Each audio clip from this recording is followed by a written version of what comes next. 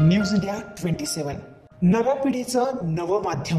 सर्वसामान्यांच्या स्वप्नातील घरकुलाचं स्वप्न साकार करण्यासाठी national real estate development council अर्थात नरेडको तर्फे दिनांक 21 ते 25 डिसेंबर पर्यंत सकाळी 10 ते रात्री 8 असे 5 दिवसांचं होमेथॉन प्रदर्शन नाशिक शहरातील गंगापूर रोडवरील डोंगरे वसतिगृह मैदान येथे आयोजित करण्यात आले। या प्रदर्शनाचं उद्घाटन अत्यंत थाटामाटात संपन्न झाले। प्रदर्शनाचे औपचारिक उद्घाटन सायंकाळी 5 वाजता करण्यात आले।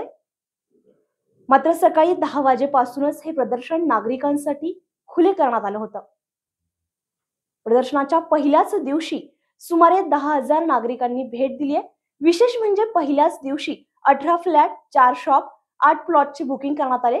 या सर्व ग्राहकांना नरेडकोच्या वतीने चांदीचे नाणे भेट देण्यात आली आहे। सर्वसामान्यांच्या स्वप्नातील घरकुलाचं स्वप्न साकार करण्यासाठी national real estate development council यांच्यातर्फे दिनांक 21 ते 25 डिसेंबर पर्यंत सकाळी 10 ते रात्री 8 पर्यंत असे 5 दिवसांचे होमेथॉन प्रदर्शन नाशिक शहरातील गंगापूर रोडवरील डोंगरे वसतिगृह मैदान येथे आयोजित करण्यात आले आहे। या प्रदर्शनाचे उद्घाटन अत्यंत थाटामाटात संपन्न झाले। या प्रदर्शनाचे उद्घाटन विभागीय आयुक्त राधाकृष्ण गमे यांच्या हस्ते फीत कापून करण्यात आले।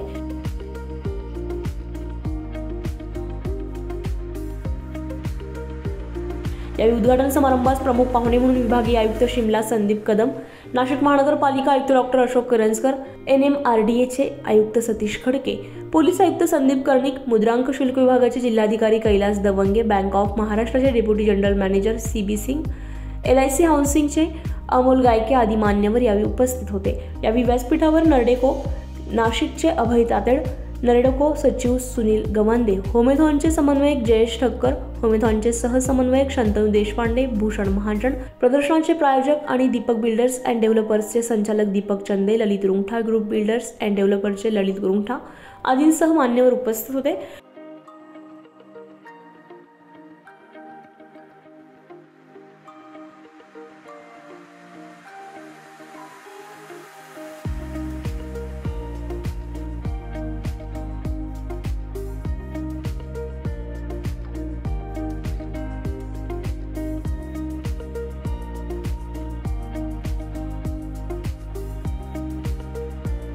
या कार्यक्रम प्रसंगी आलेल्या मान्यवरांचा सत्कार करण्यात आला आहे।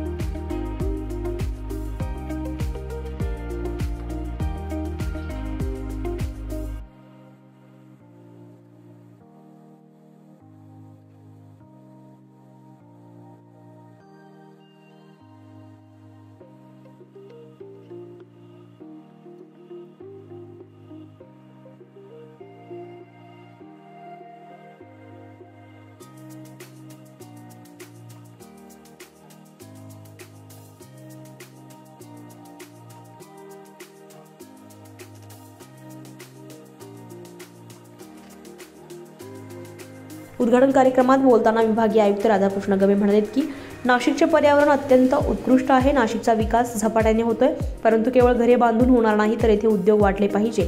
उद्योग वाढला तर रोजगार वाढेल, रोजगार वाढला तर ग्राहकांची क्रयक शक्ती वाढेल आणि यातूनच रिअल इस्टेट क्षेत्राला बूस्ट मिळेल। मंत्रभूमी ते यंत्रभूमी असा नाशिकचा आजवरचा प्रवास राहिलाय। नाशिकचे हवामान, उत्तम कनेक्टिव्हिटी आणि आल्हाददायक वातावरण यामुळे नाशिकची वाटचाल आता वेलनेस सिटीकडे होऊ लागल्याचं ते म्हणाले। कोणत्याही शहराचा विकास होत असताना तो सुनियोजित पद्धतीने व्हायला हवा, याकरिता आपण प्रयत्न करणे गरजेचे आहे। शासनामार्फत राबवल्या जाणाऱ्या योजनांमार्फत बोलताना त्यांनी ई-हक्क प्रणाली, ई-712, ई-फेरफार या योजनांबाबत माहिती देताना या सुविधांचा लाभ घेण्याचं आवाहन त्यांनी यावेळी केलंय।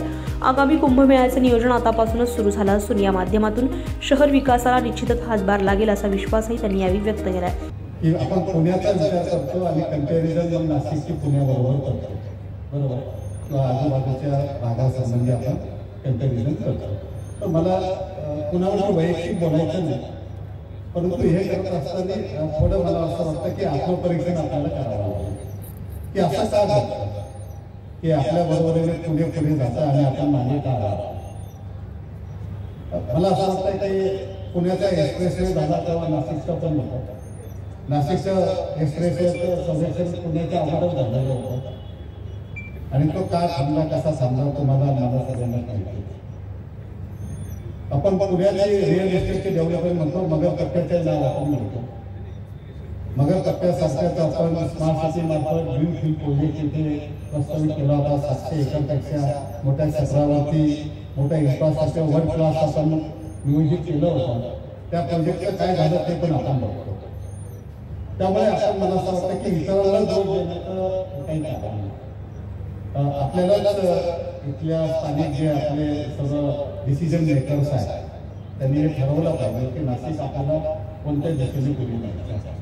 आणि मला असं वाटतं की मग रिअल इस्टेट असेल, रिअल इस्टेट बरोबर इतर ग्रोथ झाली तरच रिअल इस्टेटची ग्रोथ होते. फक्त घरं बांधून एखाद्या शहराचा किंवा जिल्ह्याचा विकास होऊ शकत नाही. त्याच्यासाठी लोकांचं उपजीविकेचे जे काही साधन आहे ते वाढले पाहिजे, लोकांची आर्थिक क्षमता वाढली पाहिजे, लोकांचे ॲस्पिरेशन वाढले पाहिजे, रोजगार वाढला पाहिजे, इंडस्ट्री वाढला पाहिजे. मग या सर्वांचा परिपाक जो आहे तो मग आपले रिअल इस्टेट डेव्हलपमेंट. कारण शेवटी प्राधान्य माणूस पहिल्यांदा जर देणार आहे तो जीवनावश्यक ज्या बाबी आहेत देणार आहे. आणि मग बारामतीचं दीपकंद सर्वांकडे जाणारे जे लोक आहेत ते नाशिकचे आले पाहिजे. हे असे आपण लोक इथे स्वतःच्या पायावरती उभे राहतील असा सर्वांनी प्रयत्न केला पाहिजे. नाशिक म्हटलं की आपण सुरुवातीची आपली ओळख मंत्रभूमीची होती, नंतर यंत्रभूमीची झाली, त्याच्यानंतर मग आपण द्राक्षापासून मग आपण वायनरीच्या आपण नाशिक वाईन कॅपिटल झालं. आणि आता आपण नाशिक आपण सध्या पुढचा जो आपला टप्पा आहे तो वेलनेस कॅपिटल झाला. मी आता आपले रजिस्ट्रेशन साहेबांशी पण बोलत होतो. खरं नाशिकचं वातावरण आणि इथे जर सगळं आपण इगतपुरी टिळक आणि या भागातले सगळं धर्मक्षेत्र जर बघितलं तर आपल्याला वेलनेस सेंटरसाठी किंवा वेलनेस इंडस्ट्रीसाठी फार चांगलं वातावरण आहे. आणि तो उद्योग आपल्याकडे रिअल इस्टेटच्या स्वरूपामध्ये मोठ्या प्रमाणात वाढू शकतो. परंतु त्यासाठी सस्टेनेबल डेव्हलपमेंटचा आपण विचार केला पाहिजे, ग्रीन डेव्हलपमेंटचा विचार केला पाहिजे. नाहीतर आपण सगळं हिल प्लेटिंग करणार, सगळे आपले सरफेस वॉटर स्टोरेजेस जे आहे ते कंटेनमेंट करणार आणि मग आपल्याला कोणी भविष्यात कोणी माफ करणार नाही. तर त्यासाठी सस्टेनेबल ग्रोथच्या दृष्टीने जर आपल्याला रिअल इस्टेट सेक्टरमध्ये काम करणारे लोक आहेत त्यांनी सर्वांनी विचार करावा असं मला वाटतं. एक 5-6 मुद्द्यावरती आपल्याशी बोलणार आहे की शासन. यावेळी बोलताना मराठा विद्याप्रसारक समाज संस्थेचे सरचिटणीस ॲडव्होकेट नितीन ठाकरे म्हणालेत की नाशिकचे महत्त्व वाढत आहे. या शहराच्या सुनियोजित विकासासाठी बांधकाम व्यावसायिकांची भूमिका महत्त्वपूर्ण आहे. देशात सर्वाधिक उद्याने, जॉगिंग ट्रॅक असलेले नाशिक हे एकमेव शहर आहे. क्वालिटी सिटी म्हणून नाशिकची निवड करण्यात आली आहे. शहराच्या विकासात नॅडकोची भूमिकाही महत्त्वाची असून या प्रदर्शनाच्या माध्यमातून एकाच छताखाली सर्व प्रकारच्या घरांचे पर्याय उपलब्ध करून दिल्याबद्दल त्यांनी आयोजकांचे अभिनंदन केले. खरं म्हणजे नाशिकचं दुर्दैव आहे की इतकं चांगलं क्लायमॅटिक कंडिशन असताना, पाणी, हवा इतकं सगळं सुंदर असताना, मुंबईपासूनचं अंतर अतिशय जवळ असताना सुद्धा नाशिकचं पाहिजे तसं मार्केटिंग यापूर्वी झालं नाही. याचं कारण मला वाटतं नाशिकला असं कोणी लिडरशिप मिळालं नाही. जे पुणे जिल्ह्याच्या बाबतीत झालं तसं नाशिकला काही झालं नाही.